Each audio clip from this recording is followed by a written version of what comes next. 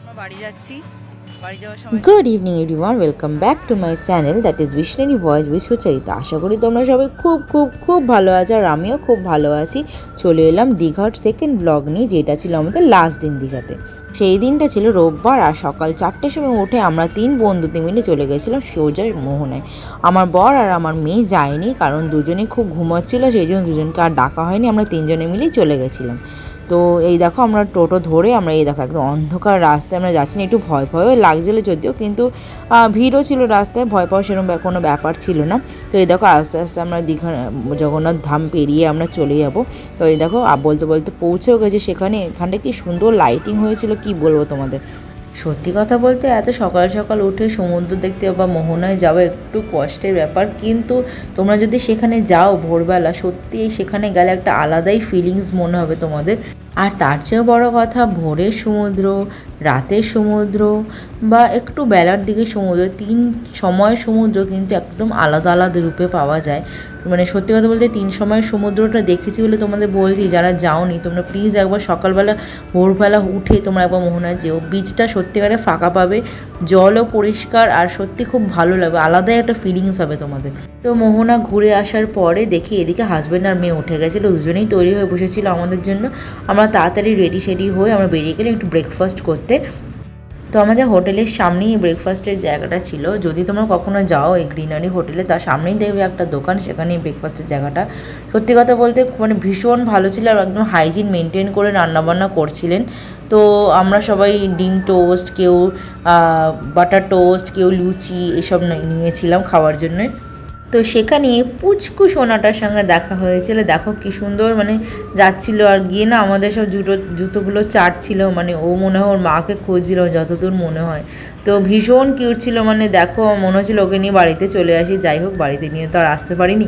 তো ব্রেকফাস্ট করার পরে আমরা চলে গেছিলাম বিচের ধারে। তো দেখো 3জনে মিলে পা ভেজেছি, 3জনে একসাথে সমুদ্রে আসা, তো ভীষণ একটা আলাদাই ফিলিংস। যাই হোক, তো এই দেখো বাবা আর মেয়েতে মিলে ভিডিও তুলছিল, কি ছবি তুলছে, ভিডিও করছিলাম, ভীষণ সুন্দর লাগছিল। তখন বাজছিল এই 9:30 10টা, কিন্তু তখনের রোদ বিশ্বাস করো মানে মনে হচ্ছিল যেন গাটা যেন জ্বলে যাচ্ছে।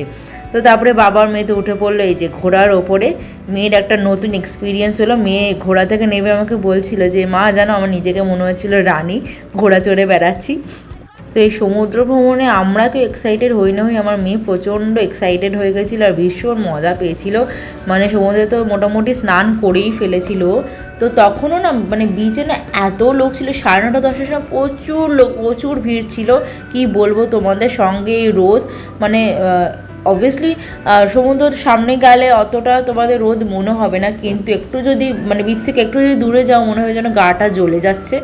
তো যাই হোক, এই দেখো মেয়ে আর বাবাদের মিলে চলে গেল ঘোড়াতে চড়ে, কোথায় যাচ্ছে আমি নিজেও যাই না। তো এই রোদ্দুরের কারণে আমরা বেশিক্ষণ থাকতে পারিনি বিচে। তো বিচ থেকে আমরা বেরিয়ে এসেছিলাম, বেরিয়ে এসে একটা দোকানের শেডির তলায় বসে আমরা এই পেয়ারা মাখাটা খাচ্ছিলাম। মানে দেখে আমার এখনও লোভ লাগছে, এত সুন্দর হয়েছিল মাখাটা, কি বলবো তোমাদের।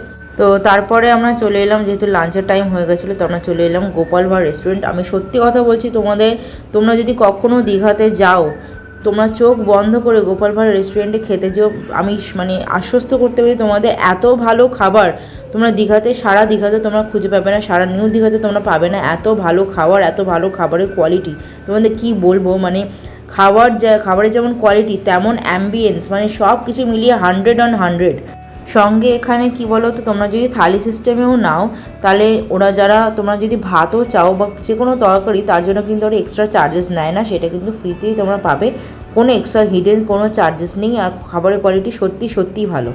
তো আমরা 3জন বন্ধুতে নিয়েছিলাম চিকেন থালি, যেটা 180 পার প্লেট ছিল, আর আমার হাজব্যান্ড নিয়েছিল ভেজ থালি, যেটা 110 ছিল প্লেট। তো চিকেন থালিতে ছিল সাদা ভাত, পাঁপড়, স্যালাড, শুক্তো, ডাল, একটা মিক্স ভেজ যেটা কিনা ছিল মাছের মাথা দিয়ে, আর চিকেন। আর হাজব্যান্ডের থালাতে সেমই ছিল, খালি চিকেনের জায়গায় ছিল পনির। তো মন তৃপ্ত করে খাওয়ার পর আমরা চলে এসেছিলাম হোটেলে, যেহেতু চেক আউট করার টাইম হয়ে গেছিলো। তো আমরা চেক আউট করে বেরিয়ে যাচ্ছিলাম, লাস্ট মুহূর্তে দেখে নিচ্ছিলাম কিছু ফেলে যাচ্ছে কি না। তো একদিনই তো মন পোষাচ্ছিল না, মনে হচ্ছিল আরও 2 দিন থেকেছে, কিন্তু কিছু করার ছিল না একদম। যাচ্ছি, বাড়ি যাওয়ার সময় চলে এসছে। এই যে সবাই টাটা করে দাও, টাটা করে দাও। খুব ভালো ঘুরলাম, আমার মুখে যেও না কারণ মুখের অবস্থা খুব খারাপ। তো যেতে ইচ্ছা করছে না, একদিনের ট্রিপে হয় না ঘোরা, তো যেতে তো হচ্ছে, কিছু করার নেই। তো চলো বাড়ি যাওয়া যাক, আমাদের ট্রেন ওয়েট করছে আমাদের জন্য, তো চলো। তো দেখো আমরা টোটোতে উঠে পড়েছিলাম বাস ধরে ফিরবো বলে, কারণ ট্রেনের টিকিট আমরা যথারীতি পেয়েছিলাম না একদমই। আমি আমার এক্সপিরিয়েন্স থেকে বলবো যে দীঘাতে কোনো দিনই একদিন বা দুদিনের জন্য আসবে না, এলে হাতে মোটামুটি 4-5 দিন ধরে এসো, কারণ একদিন বা দুদিনে হয় না, 4-5 দিন লাগে এদিক ওদিক ঘুরতে। তো যাই হোক, আমরা এই দেখো বাস ডিপোতে চলেছিলাম যেখানে আমাদের বাস আসবে। তো আমাদের বাসের নাম ছিল অনুষ্কা, যেটার পার পার্সন সিটের প্রাইস পড়েছিল 400 আর এসি ছিল।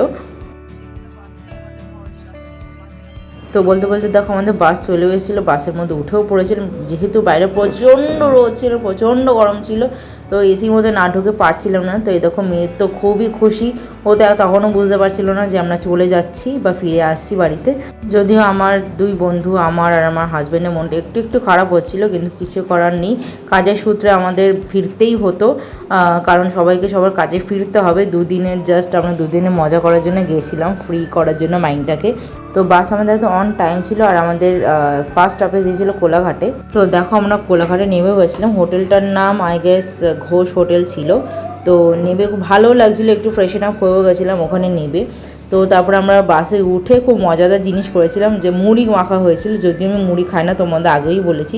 তো আমার দুই বন্ধু আর আমার হাজব্যান্ড মিলে মুড়ি খেয়েছিল। তো দেখো ওরা মুড়ি মাখবে, আমার হাজব্যান্ড আর আমার বন্ধুর হাজব্যান্ড মিলে। এ দেখো আমাদের দুই বরের স্পেশাল মুড়ি মাখা। প্রথমে মুড়ি ঢালো, তারপর মনে হয় ছোলা দেবে, তারপরে চানাচুর দিয়ে লেবু দিয়ে লঙ্কা দিয়ে মাখিয়ে খাবে। মানে দেখে আমার লোভও লাগছিলো, বাট আমার খেতে ইচ্ছা করছিল না। আমার সঙ্গে বিস্কিট, কেক এসব ছিল, তো আমি ওগুলোই খাচ্ছিলাম আর কি। খিদেও পেয়েছিলো খুব, কিন্তু কোলাঘাটে 5 মিনিটে বেশি দাঁড়ায়নি বাসটা আমাদের, যেহেতু বাসটা 5 মিনিট মতো লেট ছিল, 5-10 মিনিট লেট ছিল বলে বেশিক্ষণ দাঁড়ায়নি কোলাঘাটে।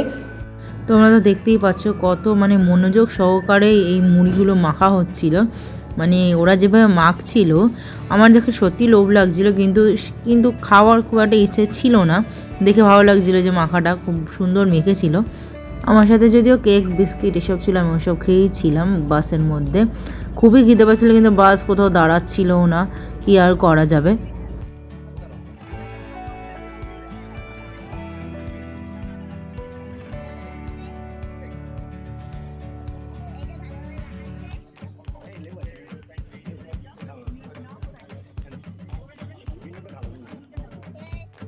তো এদিকে মুড়ি খেতে খেতে দেখি যে আমরা কাছাকাছি চলে এসেছি, বলতে গেলে বিদ্যাসাগর সেতুতে ছিলাম আমরা। তো দেখো রাতের কলকাতা কত সুন্দর লাগছিল, খুবই ভালো লাগছিল দেখতে, একদম বেশ ভালো লাগে। মানে যতবার বিদ্যাসাগর সেতুতে যাই বা ওখানে যাওয়া আসা করি মনে হয় নেবে দাঁড়াই, কিন্তু কখনোই নেবে দাঁড়ানো হয়নি, না হাওড়া ব্রিজে না বিদ্যাসাগর সেতুতে কখনোই দাঁড়ানো হয়নি। কিন্তু মনে একটা সেই থাকে না সুপ্ত ইচ্ছে যে দাঁড়াবো, দেখবো, অনেকক্ষণ ধরে মানে সময় কাটাবো। তো আস্তে আস্তে পৌঁছে গেছিলাম শিলপাড়াতে, সেখানেই আমরা নামলাম বন্ধুদের টাটা করে। এই দেখো টাটা করে দিয়েছি বন্ধু আর বন্ধুর বরকে। আর এটাও বলছিলাম যে নেক্সট প্ল্যানটা আবার শুরু করতে এখন থেকেই, যে কোথায় যাওয়া হবে। তো যেদিন ফিরছিলাম সেদিন আর কি নীলষষ্ঠীর আগের দিন আর কি সবাই জল নিয়ে যাচ্ছিলো বাবার মাথায় ঢালতে। তো দেখেও ভালো লাগছিলো, বেশ একটা ফেস্টিভ মুড চলে এসেছিলো। আর আজকের ব্লগটা এই অবধি রইলো, ভালো লাগলে লাইক কমেন্ট শেয়ার করে দিও, টাটা।